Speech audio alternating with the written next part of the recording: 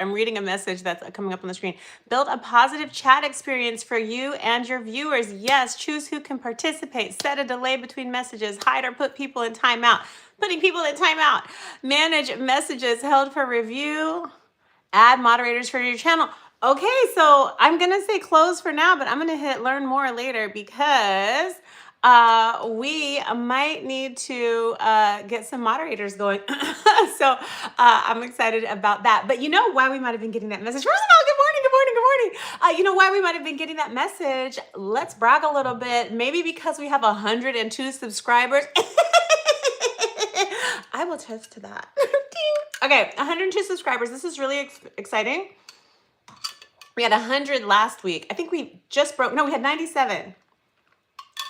I don't remember, but we're brand new and we really don't do any marketing, and we only post once a week right now, and that is for this live huddle. We're going to grow in time, but the most important thing right now is that I can provide a place to help anchor you into your commitment and your love affair, I hope, with your health, your wealth, your well-being, and all of those kinds of things. So we're definitely going to be talking about that today, as we do each week. And as I always do, I want to encourage you, after I'm done chatting with you, to take a few minutes, set an alarm for your phone, 5 minutes, 10 minutes, 15 minutes, and really anchor down and think about your health. Maybe use this time to meditate. I know a lot of my babes who come in, friends and fam who come in and hang out for the huddle, tell me later, like, oh, I use my huddle time to do something healthy for myself. I use my huddle time to work on stuff that is related to health, to do something related to health, wellness, beauty, this, that, and the other. So there are people right now doing their nails, washing their dishes, et cetera, et cetera, et cetera, and joining in for the huddle. So use this time, but also use the time after I'm done talking to really be with you. Get your journal out, check in on some things that matter to you around your health, your well-being, and living the life that you want to live. And I'm just excited that you would be willing to come and let this huddle be your Sunday morning ritual. It looks like we've got Scotty Mullen in the house. Hi, baby. Great to see you, Scotty. Oh my gosh. My favorite person on the planet. Sorry to break some hearts there, but it's Crumble Lash. Hi, lover. I'm happy to see you. And then I appreciate the hearts. If you come in and you like it, that helps me out a lot as well. And it'll help us keep the channel going and growing and keep us growing in the number of subscribers. Like I said, we are at 102, which is kind of like, I feel super rich having that many of y'all who said, okay, I want to know about this and I want to be a part of this. So that makes me feel excited. Maybe we should get jackets. Maybe I should start doing merch, like 102 on a big sweatshirt or something like that. Let's see here. I'm sorry to hear that. Someone's got somebody in the closet. Keep it in the closet, baby. Michael told us how to do it. Let's see here. Oh, good. We've got Lynn Delmore in the house. Oh my gosh. Now the party can really start. Okay, so I've got 3 of my favorite people and a new person who is getting over a fear of a monster under the bed or in the closet or whatever it is. You're welcome here, my love. Happy to see you. I have a couple of things. So I talked to you guys about how we're growing. We have 102 subscribers now, which is super duper exciting.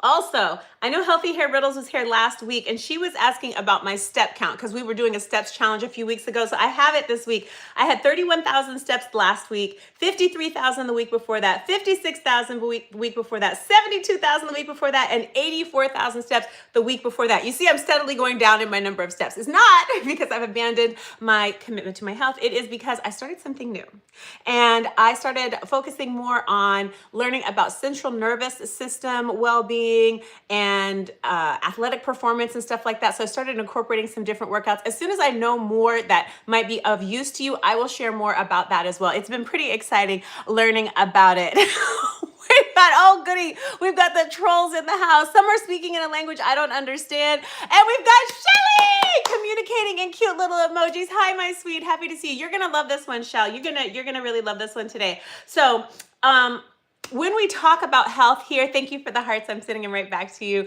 When we talk about health here, y'all, we're talking about not just physical health, but we have a lot of different categories. So health comes from a root word that means wholeness. So wholeness, like your whole self. So of course we've got physical health, we've got emotional health, spiritual health.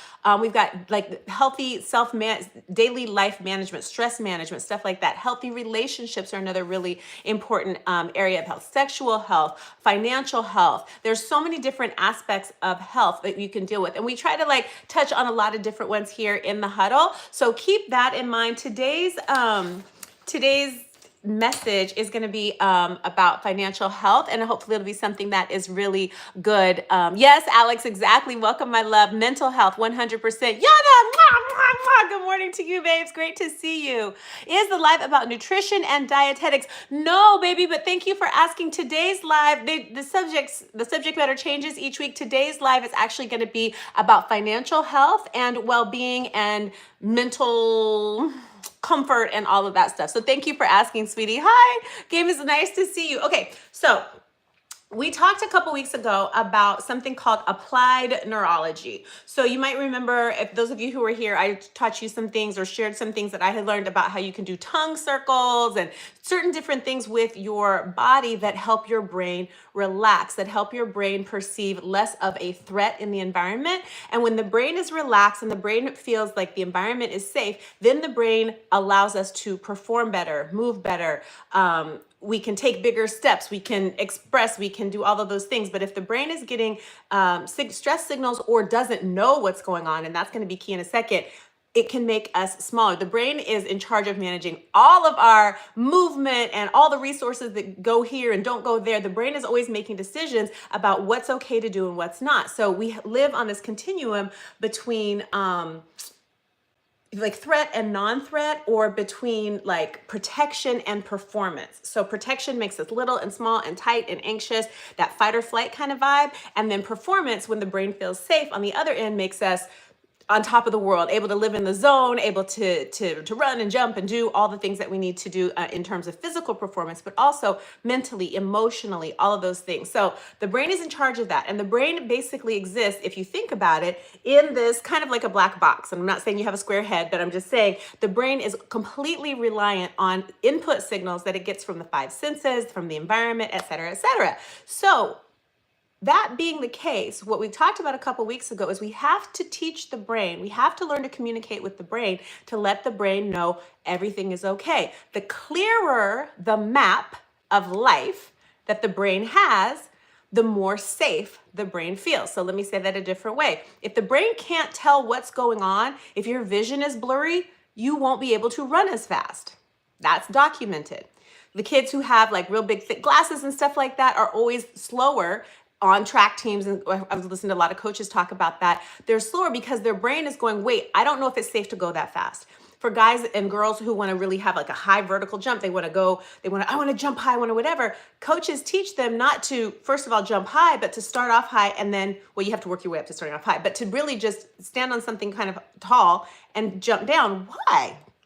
Because the brain has to know I am safe to land and take that impact from that many inches or feet in the air. So once the brain knows, okay, I can from 36 inches above the ground handle the impact of jumping down, then you have a chance that your brain will let you jump up in the air 36 inches because it knows it can absorb the force. And I'm just giving you that example to show you how crucial it is that the brain knows that it's safe. And the way that your brain is going to know that that it's safe, I'm always genderifying everything as a girl, but the way the brain knows that it's safe is by getting a clear map of the environment. Once the brain knows, hey, what's going on, the brain does a lot better at offering resources and taking you out of that tight, anxious, just try to survive this moment mode and into a bigger and better opportunity to perform. Hi, Alex. Yes, exactly. Great. Financial health. You got it, my love. And Lisa, hello there, darling. Chroma says, when I find the like button, I will hit it. Chroma has a Samsung. I've also been liking in retrospect this morning. Well, thank you, baby. I appreciate all the likes. I see those hearts. I love them. I love them back at you.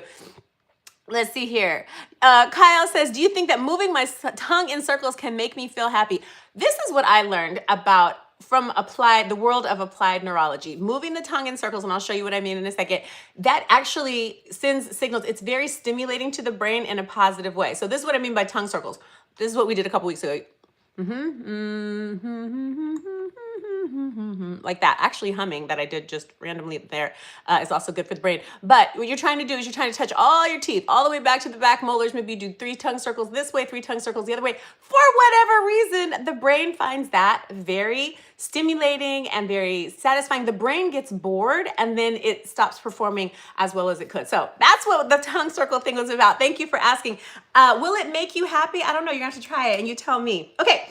So we talked about the brain being a black box that relies on information from the outside to determine safety levels. So we are talking about you and financial health and me and financial health today. And here's how I'm going to bridge those two ideas. So there's a general concept. If you don't know where you are financially, and I'm just talking very basically, now this could go from, I don't know if I can pay my bills, or I don't know if I can afford to go on this vacation, buy this thing, take this job, et cetera, all the way to, I don't know if I'm ready for retirement, all those kinds of things. Anytime we're looking at our financial well-being, the brain has to know where you are where we are in order to feel safe. So a lot of us go do like this.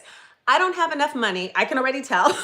I'm sure I don't have enough money, or I have a huge tax bill, or I owe all this for help. What do you call it? Like a hospital bill or something like that. It's all bad. And that's what I know. It's too much. I can't handle it. I'm going to bury my head in the sand like an ostrich. Do ostriches do that? I think it's ostriches. I'm going to bury my head in the sand. I'm not going to look because I can't face this threat. Okay, that's typically what can happen to people when it comes to like dealing with financial stuff. Now, the brain, think about what's happening with the brain with that. You basically have told the brain, we can't handle it, it's too much, and I'm not giving you any more information.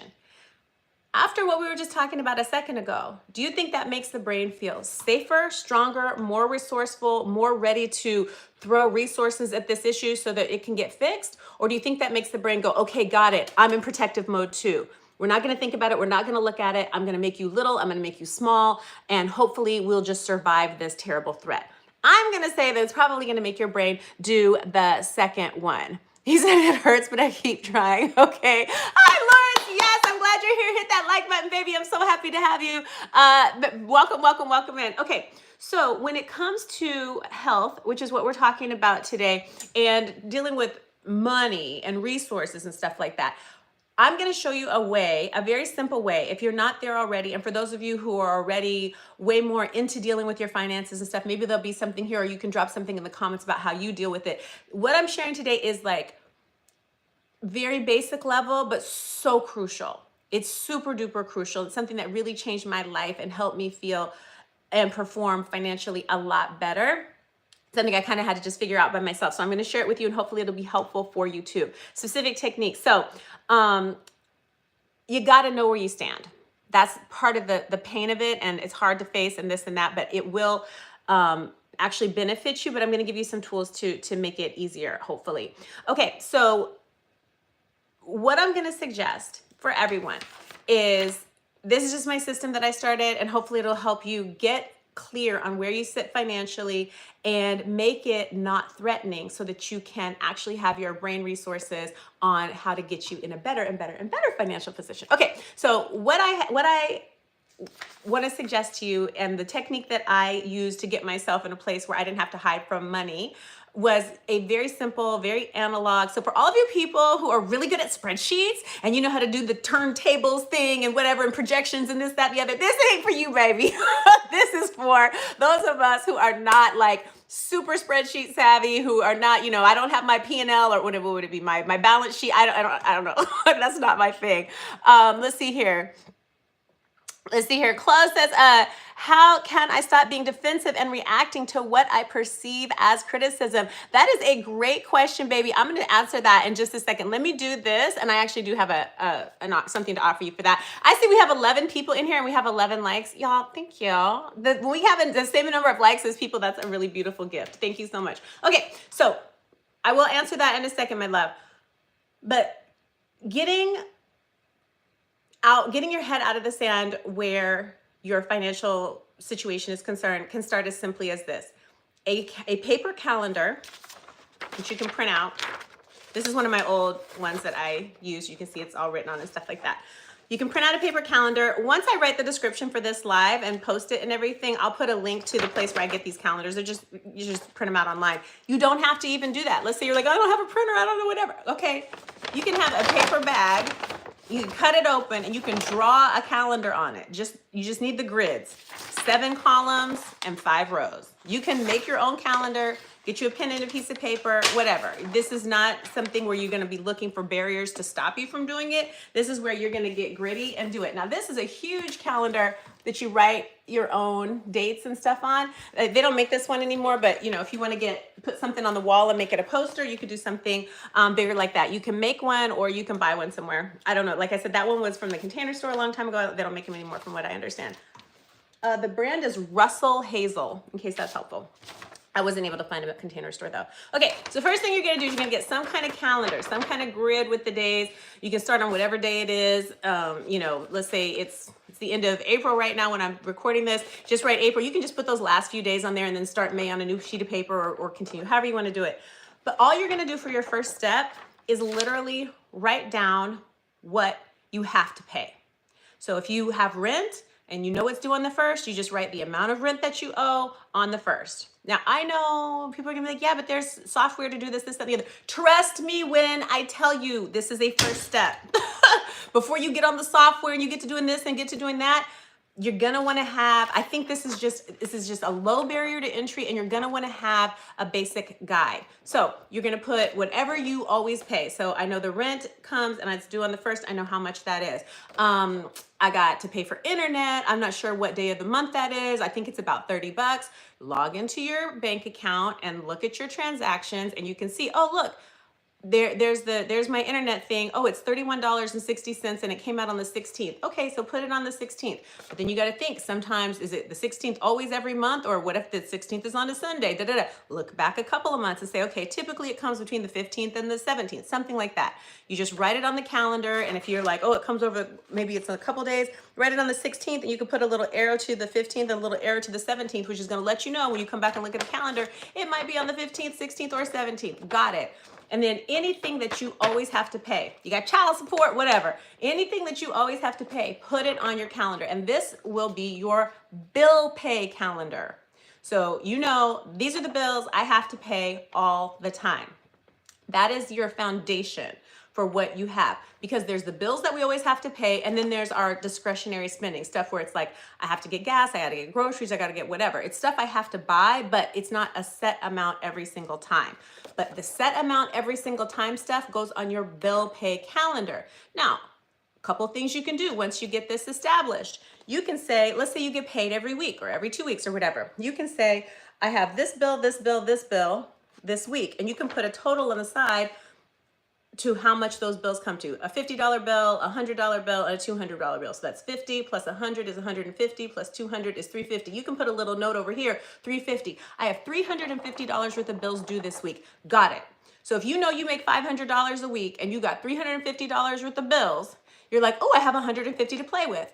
Can I buy that purse I'm looking at? Or can I buy that, I don't know, video game or whatever? The answer is no on the video game in general. Just kidding. Not really. But so can I afford this or can I not? Well, it depends. You have that 150, but do you also need groceries? Do you also need gas? Do you also need to save up for something? Now, why this is going to be really helpful for next week and next week and next week is you might say, oh, I have extra money this week. But when you look at next week's bills, it's $850 and you only make $500 a week. Uh-oh. So even though I had an extra 150 here, when I look at next week, I'm 350 short.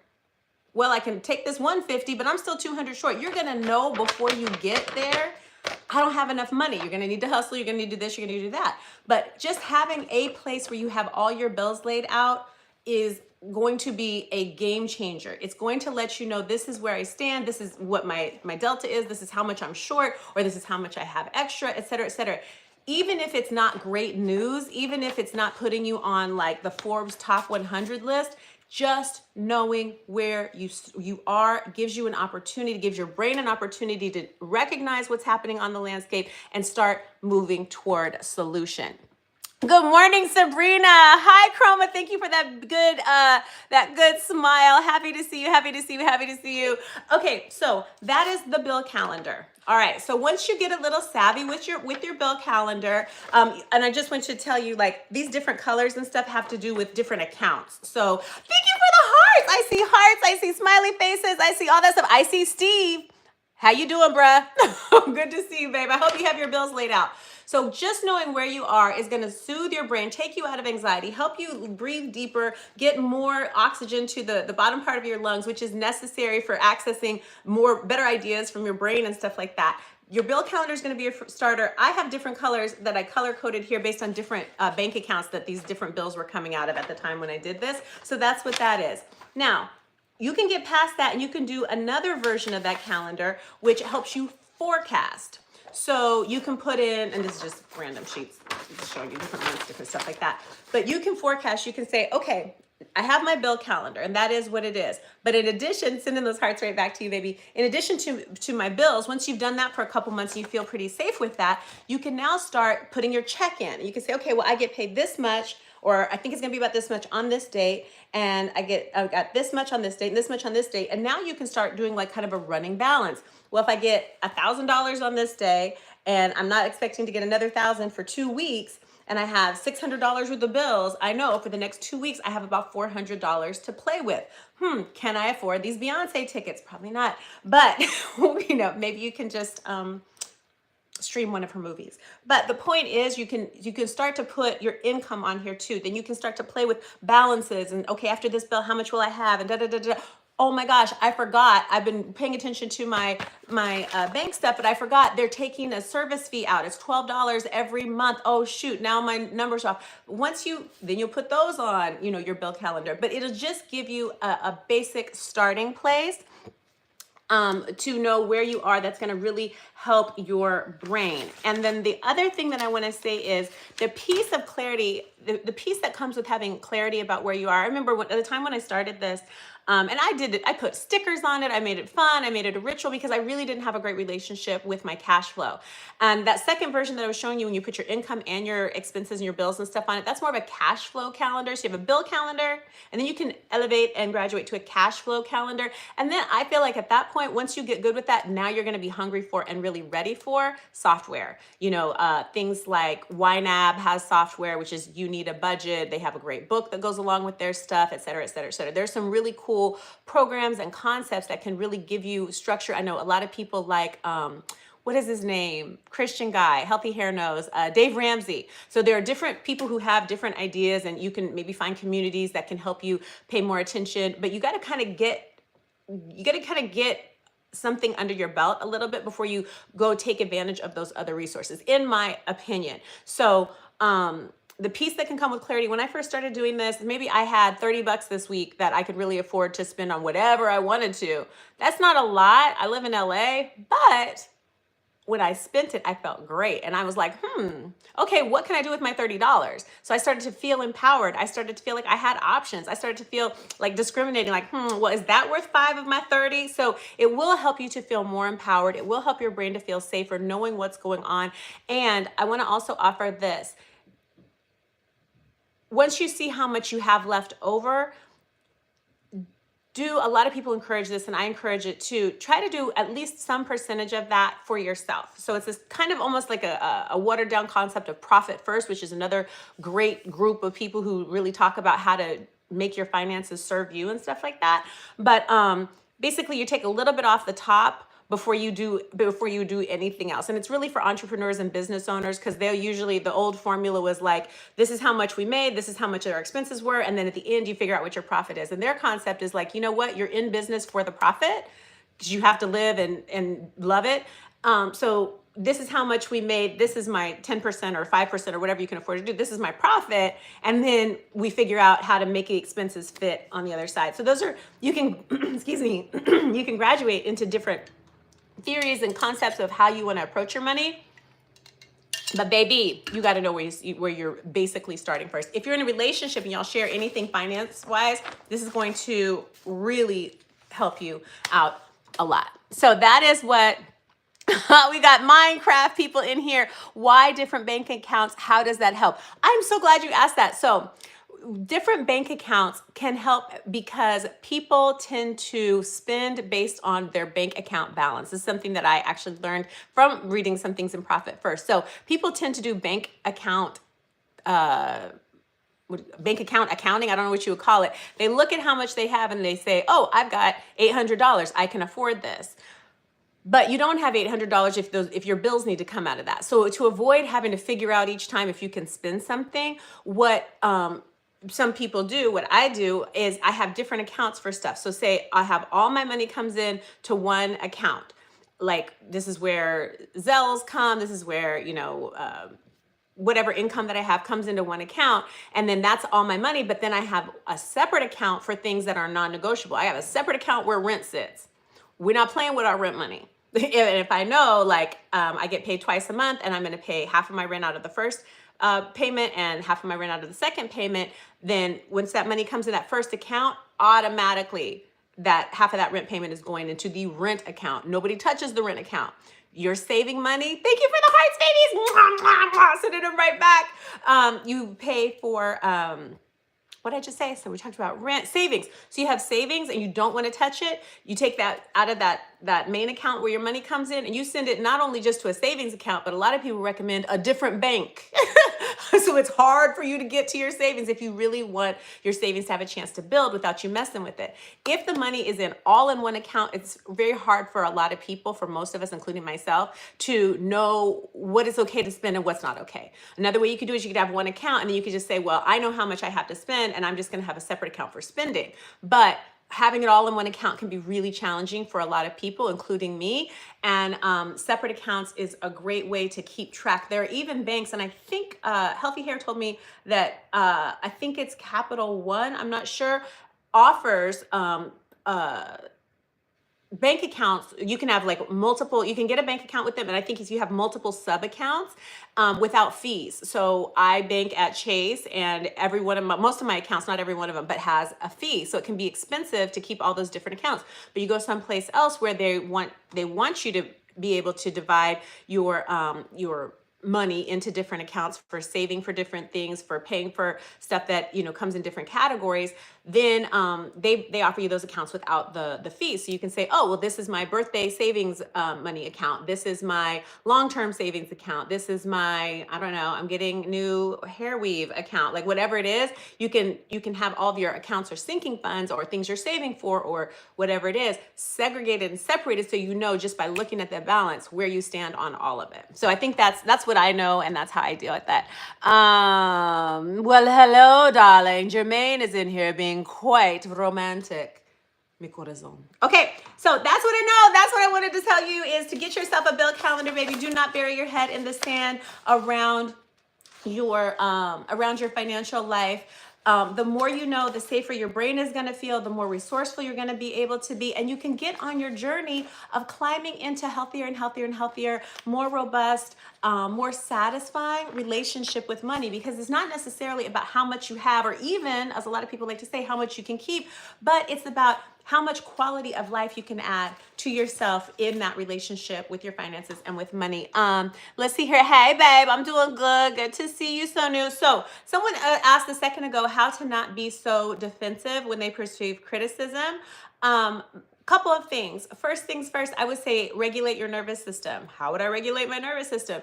Look up EFT, Emotional Freedom Technique, or on YouTube, you can look up Meridian Tapping Technique, and deal with the emotional charge first. So it could be something, I'm just gonna give you a little sample, but you'll need to study it to really learn how to do it. And you can just take those search terms I just gave you and do it. So you can just start here and say, take a deep breath. Even though this person said this critical thing about me, and say what the critical thing, maybe they said, I don't know, you smell funny. Even though Betty said I smell funny, I deeply and completely love and accept myself anyway. And that sounds weird, but your body responds to this kind of percussive thing, and then going through this recipe of talking to yourself.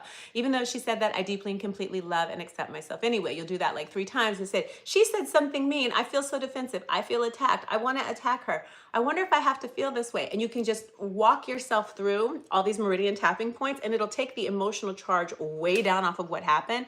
And then you can even start adding in some positive things. Who does she think she is? On second second thought, maybe I did smell a little funny. I wonder why. Maybe that is actually going to help me. I'm going to be the best smelling person on the planet. Da, da. And you can go through and tap in positive things, but I would start just by taking down the emotional charge of it. First things first, and then again, your brain will be ready to get you out of that trauma state and that charge state, and you'll be able to come up with some solutions and be better. Meridian tapping, I do that all the time. That's my favorite technique. Okay, Jermaine, that's what's up. Interesting. This is the same philosophy about different bank accounts that we use in the nonprofit world. Oh, is that right? Based on the funder designated use of funds received. I did not, this is, what? I love it, baby. Thank you for educating. I love hearing that. I would actually like to learn more about that. Backyard dog racing, what's up? The family in the house. Hi, baby. Backyard Dog Racing says, shifting my mindset, viewing money as a tool to help me be able to save much better. Yes, rather than thinking money was the thing I wanted, it was the freedom. Baby, I got you in here preaching to me today. Yes, it was the freedom that money could buy me that I realized then. Yes, exactly. I love you, Sonu. I love you so much. Hold on. What's the topic, sister? Hi, Sonico. So we were talking about getting yourself a bill pay calendar, creating this as a way to learn the landscape of where you are financially so that your brain can actually feel safe and help you perform better financially, find solutions, be safe, and getting that information laid out. And so I just went, you can go back to, once this is posted, you can go back and learn about it. It's a very simple technique. It's like 2 levels that I talked about. One is a bill pay calendar, and then whether it is a cash flow calendar where you actually add more than your bills into it. So it's just kind of getting people started at a very analog, very basic first step to mapping out their financial world so that their brain can be empowered to help. Thank you for asking, Beauty. Let's see here. Backyard says, money was a tool. Unfortunately, I shifted it to be the center of attention. It's what money can do that is the center of attention. That is a great perspective, and I would agree with that. And I would say, I would try to add to that by saying, yeah, I don't have anything to add to that. I'm just gonna agree with that. It's money is, I had such a, I'm kind of pausing because I had such a contentious relationship with money. I started off, as a little kid, not caring and being happy and living my life, and then realizing, hold on, we don't have money like everybody else. And then I was like, when I grow up, I'm gonna have so much money. And so as soon as I became an adult and went off to college and did all those things, I was hustling, I was working, I was like, this is fantastic, love money, love money. I moved, I made more money, I was going, and I was spending all my creative energy on an amazing job, and I was making a ton of money, and I was buying designer shoes, and well, that hasn't stopped. But I remember sitting in Saks Fifth Avenue one day in Beverly Hills, and I was like, I had a stack of shoes in front of me, and I had just finished, I think, probably a cocktail from the Neiman Marcus restaurant across the way, and I was like, is this it? This is what people chase? Because I was going on that American dream thing of like more, better, faster, the more money you get, the happier, the thing. I was like, yeah, I'm going to do the thing. And I put all my energy into it. And I sat there and I was just thinking, I was like, is this it? Really? For shoes? They're beautiful. I love them, but really, that's it? And it turned me. I was like, I'm tired of giving all of my creative energy into this machine of this industry that I was working in. And all I'm getting back is like, material stuff. I felt like I mattered more than the stuff and the money. And so I was like, why am I sacrificing me to get this? I know, fortunately, because of how I grew up without a whole lot of material stuff, I don't need that to be happy. So then I went the other way, and I was like, I don't need money. I'm just going to be spiritual and be my hippie thing and do all that. And that was great. And I learned a lot and whatever. But at the end of the day, what I circled back around to was a sense of everything in this life, money included, can be a gift if you're receptive to the gift part of it. If I'm focused on the negativity around money, if I'm focused on the terrible things that people do related to money, that's where I'm vibrating with money. If I'm willing to see money as an expression of the spiritual realm, if I'm willing to see money as an expression of what's so apparent in nature, which is abundance and prosperity and generosity and moreness, and that I can do that dance with the universe, then I don't have to push money away and make it be something bad. You use the word money is a tool, and I would say it's an energy, and just like any kind of an energy or any kind of a tool, you can use it for good or bad. You can use a hammer to build a house or to tear one down. And so we can use money to drain ourselves and to get into, power struggles with other people, or we can use money to live our best life and share and have our fun and all of that. So I appreciate you reflecting on that and giving me an opportunity to share like my journey with it, because I've come to a very similar place where it's like, oh, money can be my friend. In fact, we're besties. Like, I love you. Oh my God. Okay, just kidding. So you get what I'm saying. All right. So what did I miss here? Butterville music in the house. Yes. Hi, sweetie. Big fist bump, fist bump. Butterville says, thank you for the hearts, lovies. What some call the end of money. Once you arrive, people tend to have an epiphany and develop a deeper sense of purpose. I bet that's true. Thank you for sharing that. It's pretty deep. I like that. Jermaine says, I did the whole hippie thing first. Say less. I totally lived it. I was raised by a tribe of wild hippies. Okay, kind of kidding, but not. I did the whole hippie thing first. I think it's a bit disheartening to now have to focus on money. Tell me more, Jermaine. Do you have to focus on, what does that mean by have to focus on money? What does that mean, babe? Okay, polycubism. What is that? I believed in this. Now I believe in Jesus. God bless you. Let's see. Lindell said, that's a good word. Thank you, baby. Thank you. Backyard says, is this it? I felt that I know exactly what you mean. Exactly. It was like, for real, for real. And then I realized, like, through my journey, like, it doesn't have to be it. Like, I get to decide what it is. I get to decide. I have the power, Hi. Code, do you love me too? Oh my gosh, somebody else loved me. Thank you. Thank you. Do you want my Cash App, or we're going to start slow? Okay. So, yeah, Jermaine, I appreciate you, love. I'm curious about that. You're saying that you were, Butterbill says, absolutely. Okay. We are in charge. LOL. Thank you, Linda. Somebody gets my humor. Somebody gets my humor. All right, I'm gonna let y'all go if there's nothing else that we. Okay, Jermaine is responding. He says, I don't know. I guess I kind of thought I didn't need, but I kind of do. I don't know if it's me needing it or the world telling me I need it. I just know I need to make it. Babe, I love that you're on this journey, and I love that you're noticing this experience. And I would just encourage you to dive into it. And you can try on different philosophies and different perspectives and see what actually works for you. But I would encourage you, don't let go of this idea that your life can be magnificent.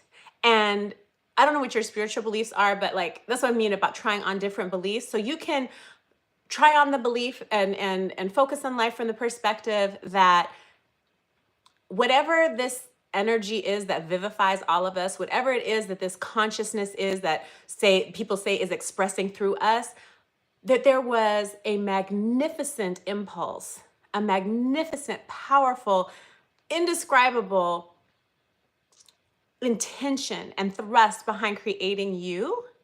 And that if you're willing to let that kind of be your paradigm, then there is a purpose, and there is a reason, and there is a reward, and there is a richness, and a making it worthwhileness to your breathing, to your very heart beating. Because you're being sustained, we don't know how. We don't know how our hearts are beating or our brains are working. Like, it's not a conscious thing that we get to, and we're instructing. It's coming through from somewhere else, from something else. So as you're, if you went on a hippie thing, you're not a stranger to spirituality. So try on some different perspectives that would help you be in harmony with money in some way, or that would help you, when I say in harmony, to not be at odds with it. So it's not a resistance point in your life that's taking your energy and taking you down. It's like you're kind of in this, like, I don't know, maybe in this jujitsu kind of match with it, or, sizing each other up right now, you and money. And I would just say, try on whatever perspectives you can that are going to help you make peace with it, so you can master that part of your life. You know what I'm saying? So that it's something that you have a sense of dexterity in. If you're if you're in your masculine energy and you're like, you know what, this physical world is one that I was built for. I've got muscles, I'm strong, I'm this, I'm that. I can go out, I can be of service, I can be of use in this world, and I can give my energy in a constructive way. And people are going to give me that energy back in the form of dinero. And then I can use that to do something that I care about, and I can be a master of my universe in that way. So those are my thoughts on that. Those are my thoughts.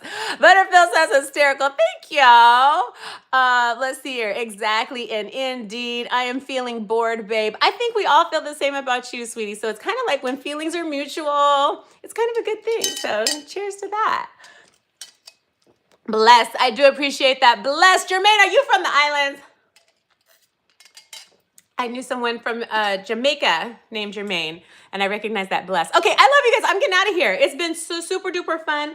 I hope that you will take a little time after we say goodbye here to focus on your health, to breathe deep, to, I don't know, take off your shoes and put your feet on the ground, get you some electrons going, get in touch with your spirit, make you a calendar, put your bills on it, and come back next week and tell us about it. Appreciate y'all. We do this every week at the same time at 10 o'clock West Coast here in LA. And it makes it's 10 o'clock here, 1 o'clock on the East Coast. I don't know what time. Chris is from India. I don't know what time it is in India right now. Not me. Till next time though. Okay. Mwah, mwah, mwah. Thank you all so much. And I'll see you next week. And we'll be healthy together. We'll huddle up again. Bye-bye.